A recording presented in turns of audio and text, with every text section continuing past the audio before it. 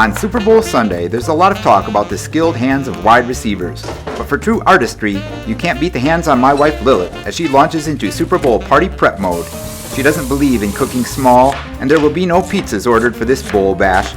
No, it's all traditional Filipino fare, taught to her by her mother, who was taught by her mother, on back as far as you might care to imagine. My job? Light the grill and stay out of the way, and run to the store for any missing ingredients. It is Super Bowl Sunday, and so we had to go on a major shopping excursion that I did not record any of. We just bought a bunch of groceries because that's the thing you do to get ready for Super Bowl Sunday. Hold on, but also, hopefully it'll show up, but, let me see this. What the? Okay. I'm eating Doritos. It's hard to eat Doritos and not spit Doritos out when you're in mid-Dorito chow. Me and my friend made 100 days of Snap. We have a 100-day Snapchat streak. As of today, it's glorious. This is why people are celebrating. It's not the Super Bowl. I think that's why it's called Super Sunday. We made it. 100 Snapchats 100 days in a row of disposable YouTube videos. Glory. That's what we've been up to this morning. On a gorgeous, gorgeous day. The mountains covered with snow beckoning in the distance. I turned off the phone by mistake. Regretting my life choices. Okay, I'll come back again if we have anything worth saying later in the day. This has been an update of sorts.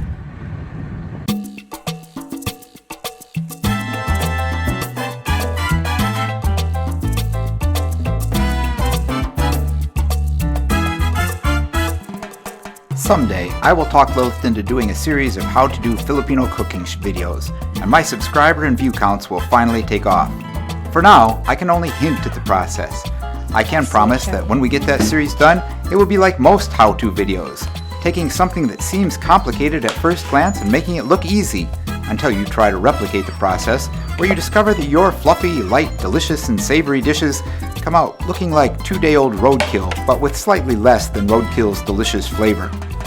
She makes everything look quick and easy, but you soon realize that's just the result of her having prepared these dishes hundreds of times over. She has no recipes written down, and she never measures anything. It's all a pinch of this, a dash of that, and a handful of the other stuff. That doesn't mean it isn't fun to try, but when you live with the cook, it can be frustrating as she cranks out 50 or 60 lumpia egg rolls while you're working on your second piece, and it's a disaster. Granted, there are some Filipino dishes a bit on the exotic side for most American palates, and I'll admit I was just as glad there was no chicken feet or the infamous balut on today's menu. Even this squid might be a bit like sausage, where seeing the prep work might not be terribly helpful to enjoying the final product, but when it's been grilled and sliced, that's calamari that even the most staunch cheeseburger fries diner can happily sink his teeth into. Today's bill of fare will include several different kinds of fish and shrimp with the squid.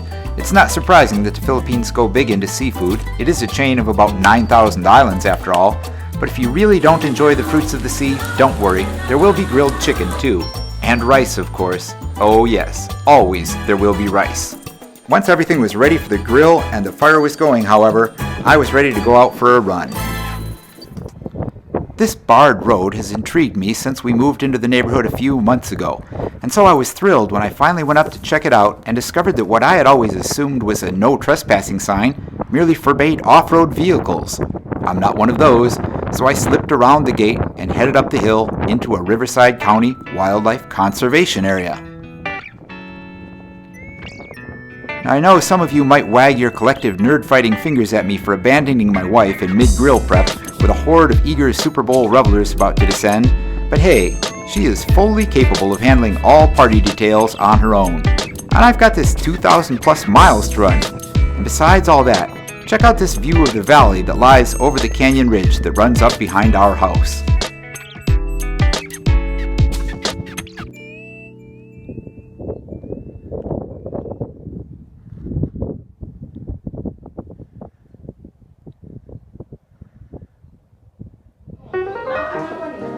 I did finally make it back, and yes, the food was all ready and the guests were all there. Kickoff time was fast approaching, and everyone eagerly began to dive into the food spread out on the table. I think some of the crowd couldn't quite understand how I, a Native American citizen, could be so totally uninterested in the game itself. Isn't this our tradition, our culture, part of our national identity? I should probably feel a little guilty, but no, I hadn't watched a single down of football this year, outside a few minutes when I happened to stumble on our high school team playing a preseason game last fall while I was out for an evening run. There were a few reasons why I can offer to explain my lack of enthusiasm for the sport, I guess. First, I grew up racing motorcycles through most of my high school years and ran cross country in my senior year of high school. Football just never really excited me.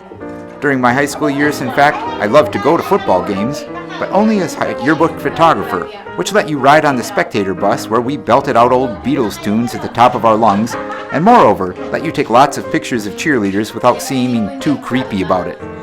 And reason number two, well, I'm from Detroit. Football can be a painful ordeal for us at any time of the year, but when it comes to the Super Bowl, well, what is the Super Bowl exactly? No, this was not my scene, and to be honest, the conversation soon slips into mostly Tagalog anyway.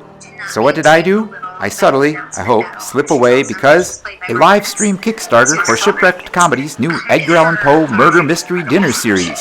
Some of my favorite YouTubers and a project that promises to be nothing less than amazing.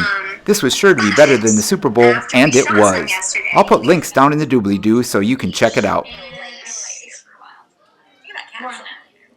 Just watching for when halftime comes up, but really I'm just watching the Shipwrecked Comedy live stream.